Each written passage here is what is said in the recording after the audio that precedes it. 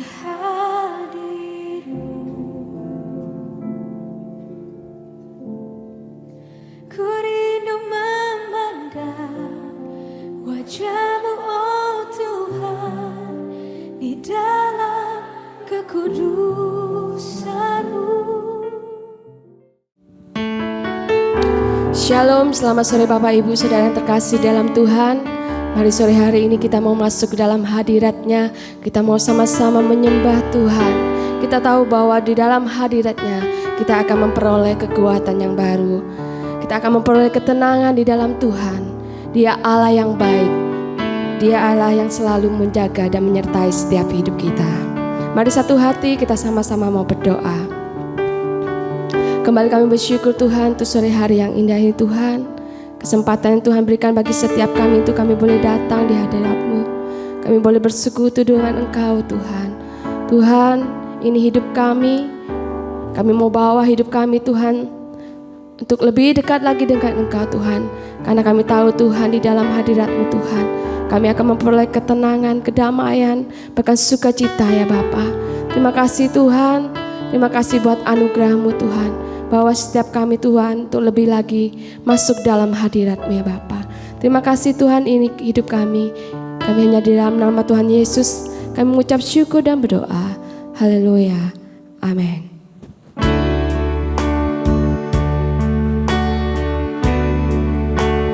Hanya dekat Allahku, rasa tenang hatiku, Kau sertai jalanku sepanjang hidupku.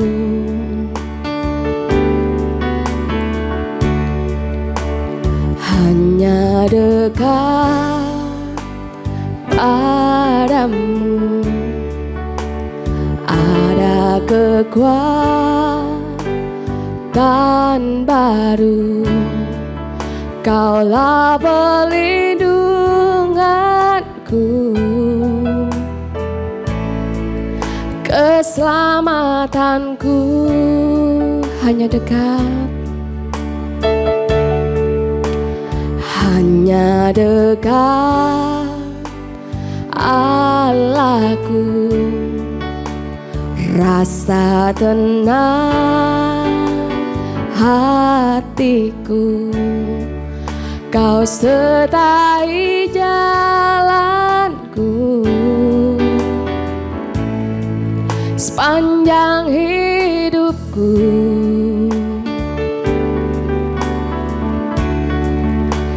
Hanya dekat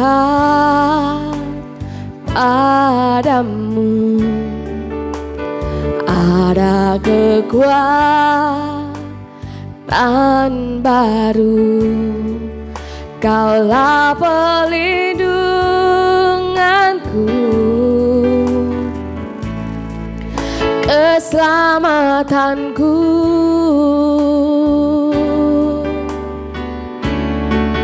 Ku ingin selalu bersekutu denganmu, menikmati hadirat-Mu.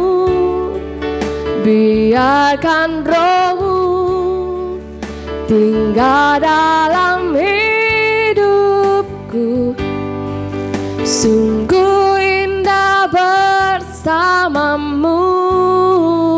Ku ingin selalu bersekutu denganmu, menikmati hadirat-Mu. Biarkan Roh-Mu tinggal dalam hidupku. Sungguh indah bersamamu selamanya.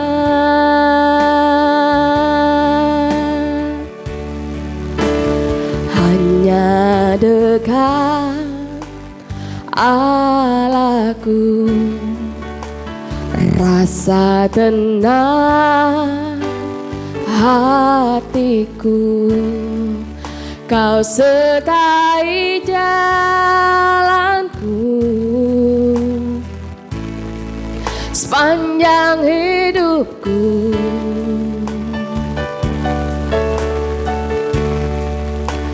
Hanya dekat padamu ada kekuatan baru. Kaulah perlindunganku, keselamatanku.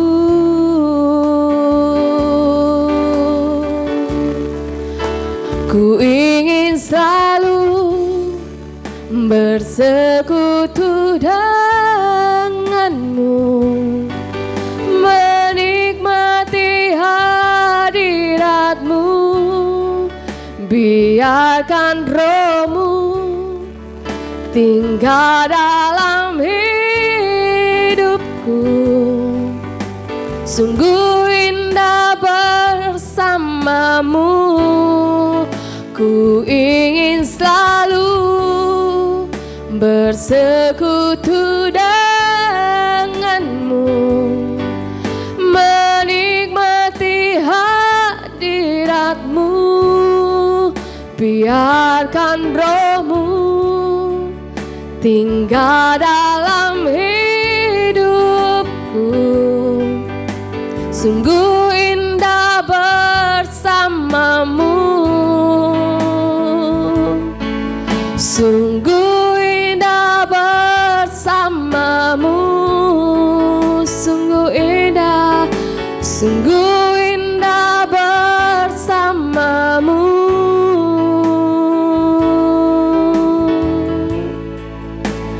Selamanya, oh selamanya. Haleluya, sungguh indah Kau Tuhan. Oh, mari sembah Dia, angkat suaramu, tinggikan namanya, muliakan Dia. Haleluya, terima kasih Tuhan, Kau sungguh baik, Kau sangat baik. Haleluya, kami mau menikmati, kami mau lebih lagi hadirat-Mu Tuhan, hadirat-Mu Bapa, ya Roh Kudus, jamah setiap kami Tuhan, pulihkan kami, sembuhkan kami. Oh Yesus, oh Yesus Tuhan, Kau yang layak disembah, Kau yang layak diagungkan. Terpujilah, terpujilah Engkau Bapa. Haleluya, glory. Kau sungguh baik Tuhan, Kau sangat baik Bapa. Buat penyertaan-Mu yang sempurna, buat cinta-Mu yang besar. Glory bagi-Mu, glory bagi-Mu. Haleluya,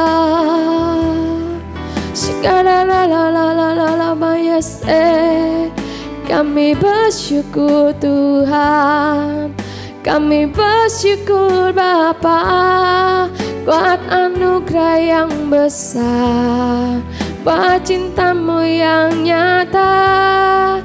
Saat ini kami ada, itu semua karenamu, karena kebaikanmu, karena cintamu Yesus. Haleluya. Ku ingin selalu bersekutu denganmu, menikmati hadiratmu. Biarkan rohmu tinggal dalam hidupku. Sungguh indah bersamamu selamanya.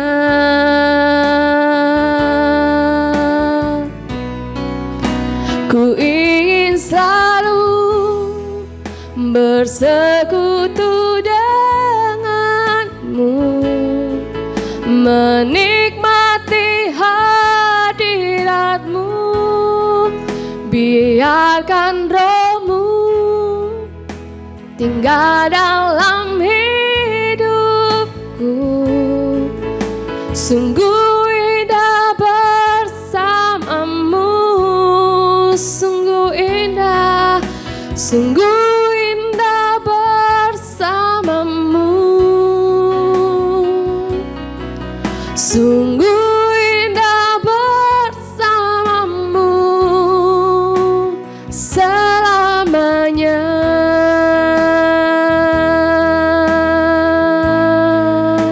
Selamanya.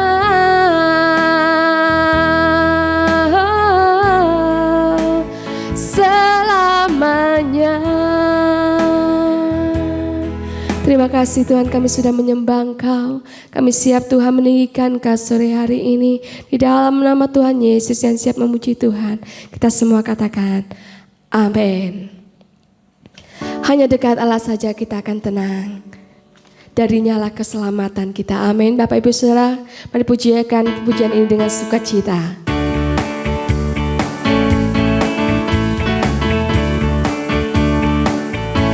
Hanya dekat Allah saja aku tenang, daripada nyala keselamatanku.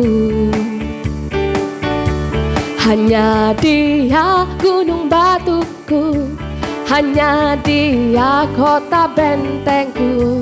Aku tidak akan goyah selama-lamanya. Hanya dekat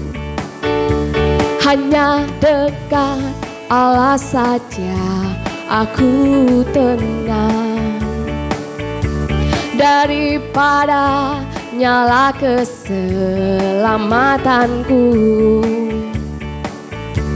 Hanya Dia gunung batuku, hanya Dia kota bentengku. Aku tidak akan goyah selama-lamanya. Sekali lagi dengan sungguh-sungguh. Hanya dekat Allah saja aku tenang, daripada nyala keselamatanku. Hanya Dia gunung batuku, hanya Dia kota bentengku. Aku tidak akan goyah selama-lamanya.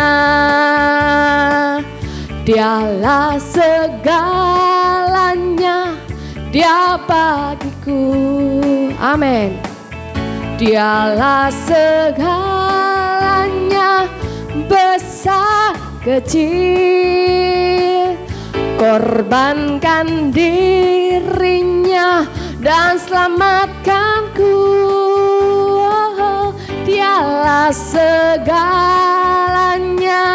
Dia bagiku. Dialah segalanya, Dialah segalanya,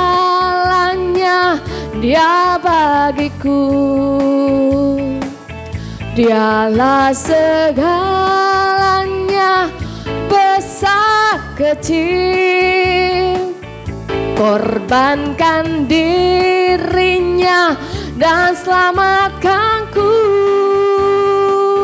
Dialah segalanya, Dia bagiku. Dialah segalanya, Dia bagiku.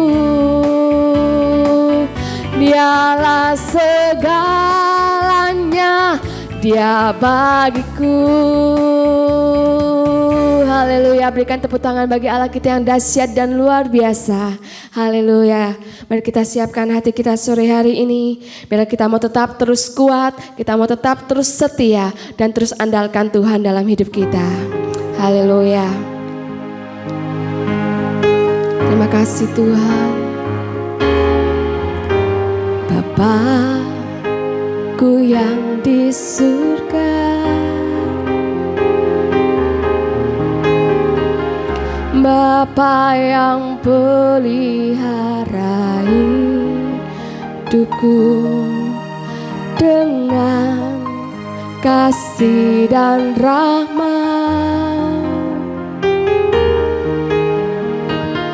untuk seterusnya dan selamanya bersamamu.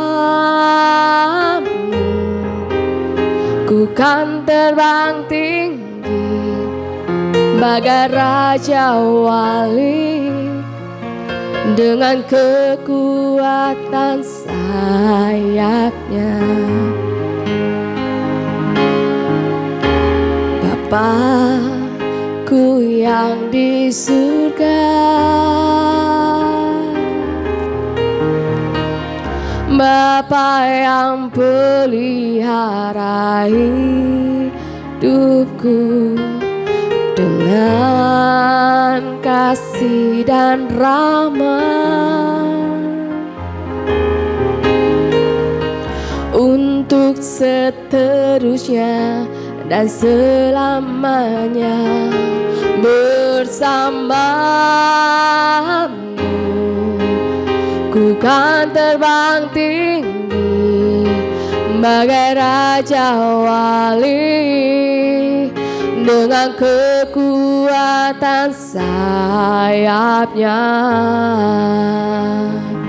Aku mengandalkan Engkau, ya Tuhan, menaruh harapan hanya padamu. Engkau kekuatanku dan perlindunganku, berkah-Mu melimpah dalam hidupku. Aku mengandalkan Engkau, ya Tuhan, menaruh harapan hanya padamu. Engkau kekuatanku dan perlindunganku, berkah-Mu melimpah dalam hidupku.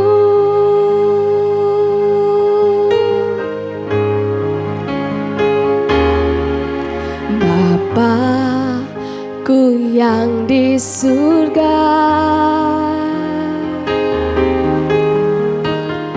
Bapa yang pelihara hidupku dengan kasih dan rahmat, untuk seterusnya dan selamanya bersamamu.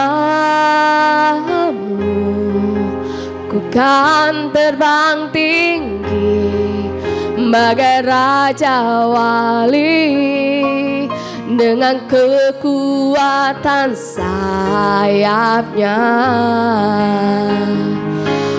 Aku mengandalkan Engkau, ya Tuhan, menaruh harapan padamu.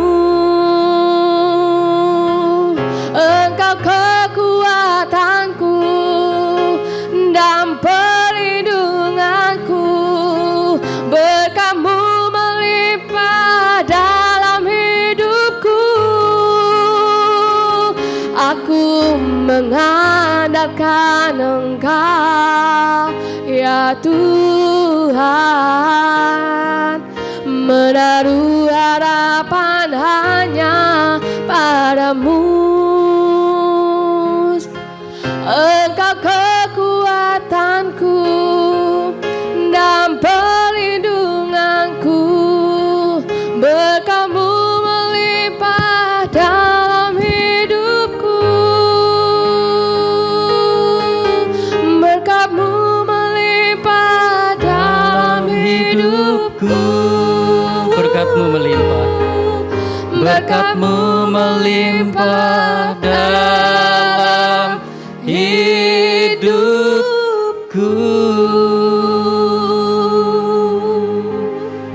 Bapa, kami mengucap syukur, kami percaya bahwa Engkau melindungi kami, Engkau memberkati kami Tuhan dengan perlindungan dan berkat yang sempurna. Terima kasih Bapa, kami siap mendengarkan firman-Mu. Dalam nama Tuhan Yesus kami berdoa. Amin. Bapak, Ibu, Saudaraku semuanya yang dikasihi oleh Tuhan Yesus, mari kita buka Alkitab kita di Amsal 4 ayat 18.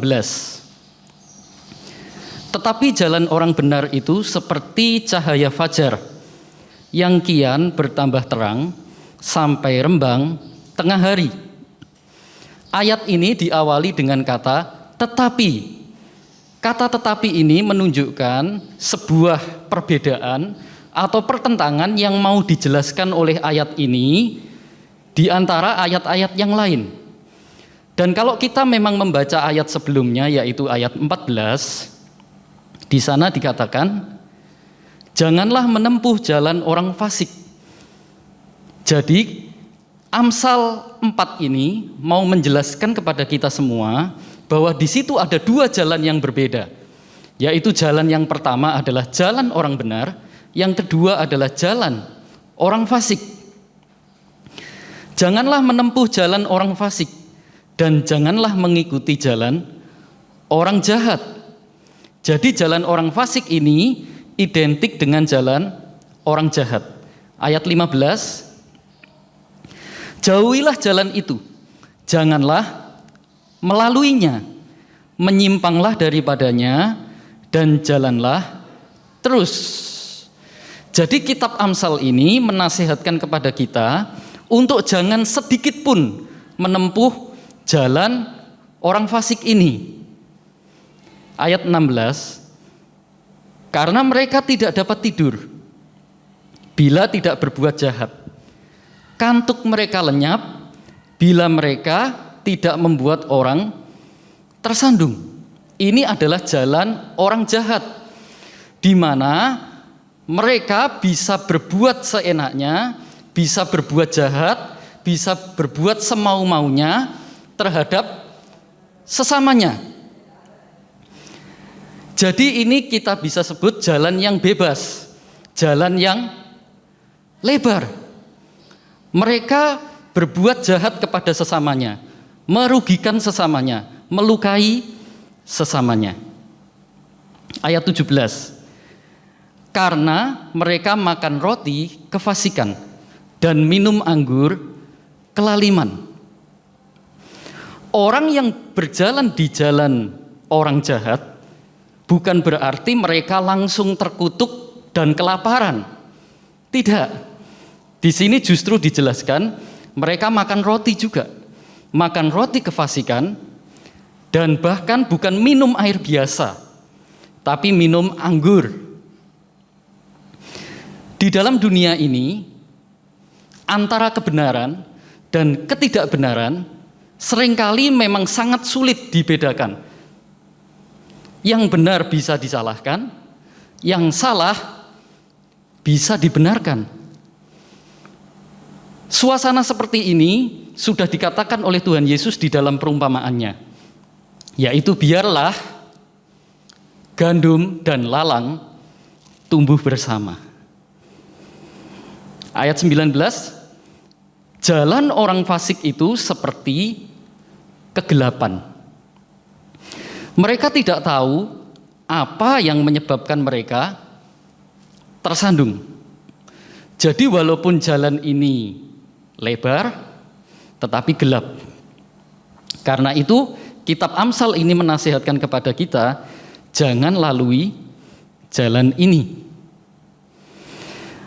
Lalu kalau kita membaca ayat 18, tetapi jalan orang benar itu seperti cahaya fajar. Jalan orang fasik seperti kegelapan, tetapi jalan orang benar seperti cahaya fajar. Seperti apakah jalan orang benar itu? Karena kita sudah menjelaskan jalan orang fasik, yaitu jalan orang fasik adalah jalan yang lebar, jalan yang bisa sebebas-bebasnya, seenak-enaknya, semau-maunya dalam hal memperlakukan sesamanya. Nah, sekarang kita belajar tentang jalan orang yang benar. Kita bisa membacanya di ayat 11.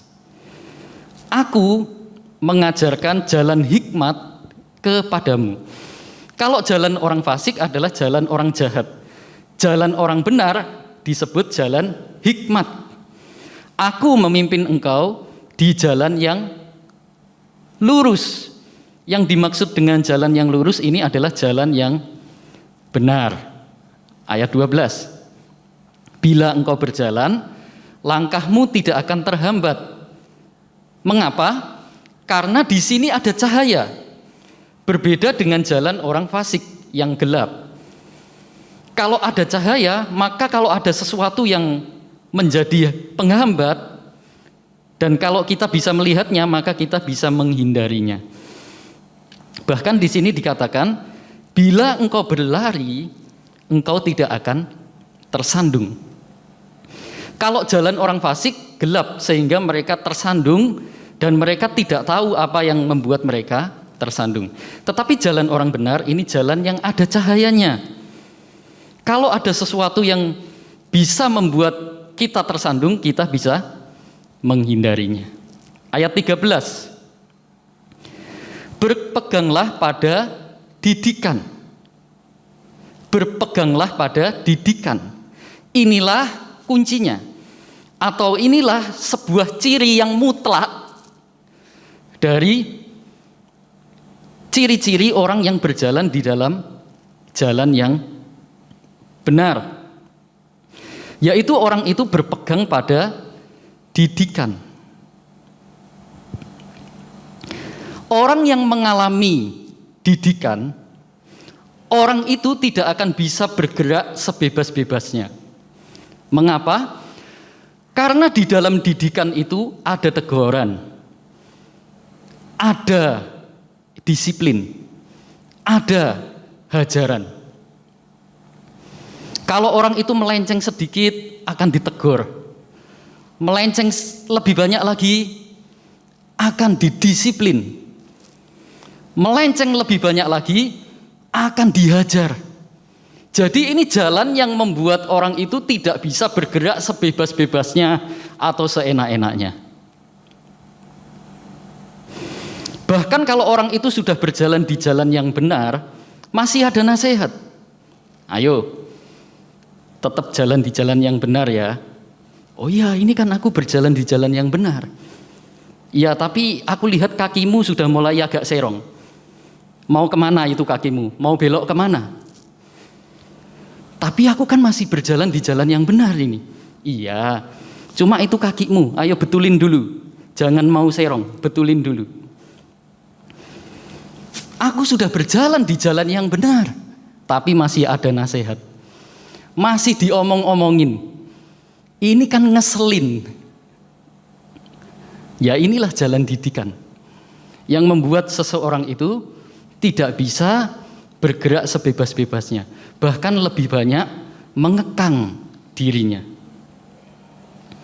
Berpeganglah pada didikan, janganlah melepaskannya. Bukan hanya berpegang, tetapi juga berpegang terus, jangan melepaskannya. Peliharalah dia karena dialah hidupmu. Artinya didikan itu harus dipelihara.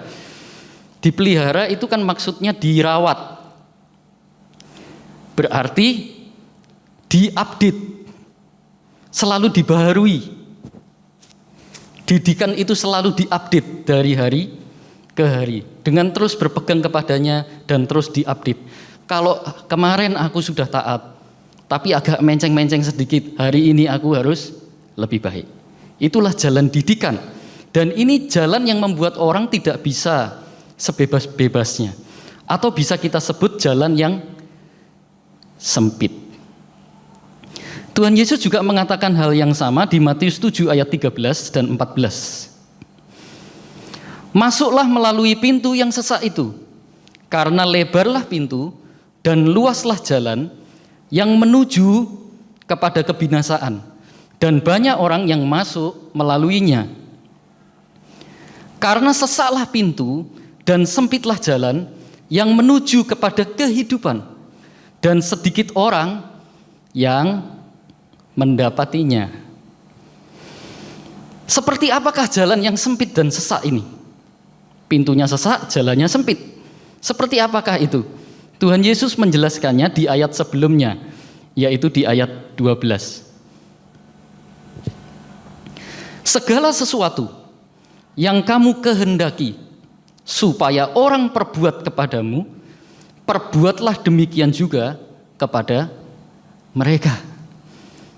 Jadi ini jalan yang membuat kita tidak bisa bebas memperlakukan sesama.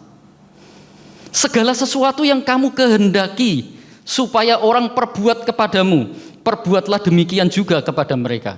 Artinya kalau kita tidak mau dilukai, jangan melukai. Kalau kita ingin dihormati, hormati orang lain. Kalau kita ingin diampuni, ampuni orang lain. Kalau kita mau diterima apa adanya oleh orang lain, terimalah orang lain apa adanya. Jadi kita mengerti akhirnya bahwa jalan orang fasik itu jalan yang bisa sebebas-bebasnya memperlakukan sesamanya. Tetapi jalan orang benar adalah jalan yang membuat kita tidak bisa seenaknya memperlakukan sesama kita. Poin pertama yang bisa kita dapatkan dari Amsal 4 ayat 18 ini adalah jalan orang benar itu sempit. Sekarang poin yang kedua, kita kembali kepada ayat bacaan kita. Tetapi jalan orang benar itu seperti cahaya fajar. Kalau kita berada di situasi fajar hari, pada saat fajar menyingsing, kira-kira jam 4 pagi, suasananya masih gelap, tapi lebih terang sedikit dibandingkan tengah malam atau pagi buta. Memang masih gelap, tetapi sudah ada terang sedikit. Surat Petrus mengatakan bahwa dahulu kita adalah kegelapan, tetapi kita dipindah untuk masuk ke dalam terangnya yang ajaib. Kalau kita percaya kepada Yesus yang adalah terang hidup itu, maka kita memiliki terang itu. Walaupun orang yang baru pertama kali percaya kepada Yesus, keadaannya ya masih gelap, tapi sudah ada terang. Jadi kabar baik yang pertama adalah segelap-gelapnya dirimu, kalau engkau percaya kepada Yesus, di situ sebetulnya sudah ada terang. Dan kabar baik yang kedua adalah tetapi jalan orang benar itu seperti cahaya fajar, koma artinya masih berlanjut, yang kian bertambah terang. Kabar baik yang pertama, segelap-gelapnya dirimu kalau engkau percaya kepada Yesus, sebetulnya di situ sudah ada terang. Kabar baik yang kedua, terang itu masih bisa semakin bertambah besar. Jadi jangan berhenti dengan keadaan rohani kita hari ini. Terus berjalan di jalan yang sempit itu, di jalan orang benar. Tapi kan sempit, gak enak. Jalanlah terus, memang sempit, tapi itu bukan jalan buntu. Yang justru merupakan jalan buntu adalah ujung dari jalan orang fasik. Lebar tapi menuju kebinasaan. Ujung dari jalan orang fasik itu adalah kebinasaan. Artinya jalan buntu. Celakanya gak bisa balik lagi. Jalan orang benar memang sempit. Sepertinya tidak enak. Tapi ujungnya lain. Ujungnya kehidupan, kata Tuhan Yesus. Karena itu teruslah tempuh jalan ini. Memang sempit, tapi bukan jalan buntu. Ya tapi sempit, kan susah melaluinya. Walaupun sempit, tapi masih bisa dilalui. Masih bisa dilewati. Jaminannya apa? Jaminannya adalah kau tak pernah mencobai lebih dari kekuatanku. Tidak akan pernah sesuatu itu tidak bisa kita lewati. Karena Tuhan tidak akan pernah membiarkan kita melewati sesuatu yang tidak bisa kita lewati. Jalannya memang sempit, tapi itu jalan yang benar. Artinya jalan itu bisa dilewati. Maka jalanlah terus. Poin yang pertama, jalan orang benar itu sempit. Poin yang kedua, jalan orang benar itu panjang. Karena itu terus bergerak. Sampai kapan? Sampai ujungnya. Poin yang ketiga, kita baca ayat bacaan kita lagi. Amsal 4 ayat 18. Tetapi jalan orang benar itu seperti cahaya fajar. Lalu apa? Koma. Nah, untungnya ini tanda koma, artinya masih berlanjut. Kalau ini titik, artinya ya sudah berhenti. Artinya orang benar cuma seperti cahaya fajar yang masih gelap itu. Tapi untungnya ini koma. Tetapi jalan orang benar itu seperti cahaya fajar, koma, yang kian bertambah terang sampai rembang tengah hari. Rembang tengah hari itu adalah sebuah situasi di dalam terang yang paling terang. Terang yang paling terang. Dan setelah itu apa? Titik. Yang kian bertambah terang sampai rembang tengah hari. Titik. Nah, untungnya titik. Kalau ini koma berarti masih berlanjut. Kalau masih berlanjut, setelah rembang tengah hari, berangsur sore, berangsur malam, gelap lagi. Tapi untungnya ini titik. Artinya apa? Artinya ujung dari jalan orang benar ini adalah terang, yang paling terang dan abadi. Yang tidak bergulir lagi. Mungkinkah ini terjadi di dunia? Tidak mungkin. Sebab di dunia ini tidak ada yang abadi. Jadi ini pasti berbicara tentang kehidupan yang kekal. Ujung dari jalan orang benar itu adalah kehidupan kekal. Yang terangnya paling terang dan abadi. Faktanya memang bahwa tidak ada seseorang yang mengalami kejayaan di dunia ini, sebesar apapun kejayaannya, orang ini akan semakin tua, akan semakin merosot fisiknya, akan semakin merosot produktivitasnya, dan akhirnya mati. Tidak ada yang abadi. Sebuah kerajaan pun tidak ada kerajaan yang mencapai zaman keemasan selama-lamanya. Tidak ada. Sebesar apapun dan sekokoh apapun kerajaan itu, begitu mencapai zaman keemasan, dengan berjalannya waktu juga akan merosot. Bahkan ada yang runtuh. Begitu pula dengan kerajaan Israel, bangsa pilihan Allah. Mereka mencapai puncak kejayaan di zaman Salomo. Tapi tidak selama-lamanya. Setelah itu pun bergulir, semakin melemah dan semakin melemah kerajaan itu. Tapi justru yang dinubuatkan adalah keturunan Daud. Tapi ini pasti bukan Salomo, sebab Salomo mencapai puncak kejayaannya tapi juga meredup akhirnya, melemah akhirnya. Keturunan Daud yang akan duduk di tahta Daud, yang akan memerintah kerajaan itu dalam masa jaya yang abadi dan tidak tergoncangkan. Itu berbicara tentang Yesus yang suatu saat akan memerintah kerajaan yang dari Allah. Tetapi waktu Tuhan Yesus bercakap-cakap dengan Pontius Pilatus, Tuhan Yesus berkata, kerajaanku bukan dari dunia ini.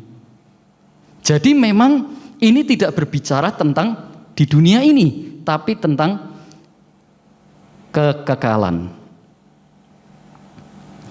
Kalau kita membaca ayat yang tadi kita baca, yaitu di Matius 7 ayat 14, karena sesaklah pintu dan sempitlah jalan yang menuju kepada kehidupan. Kata kehidupan di situ dalam bahasa aslinya menggunakan kata zoe. Zoe itu artinya adalah kehidupan kekal. Ada nasihat Rasul Paulus bahwa dalam menjalani hidup yang ada penderitaan ini, yaitu jalan yang sempit, kita punya pengharapan. Di dalam 2 Korintus 4 ayat 17, sebab penderitaan ringan yang sekarang ini, padahal kita tahu bahwa penderitaan Rasul Paulus ini tidak ringan. Secara manusia penderitaan Paulus ini berat. Tetapi ini memang pola pikir Rasul Paulus.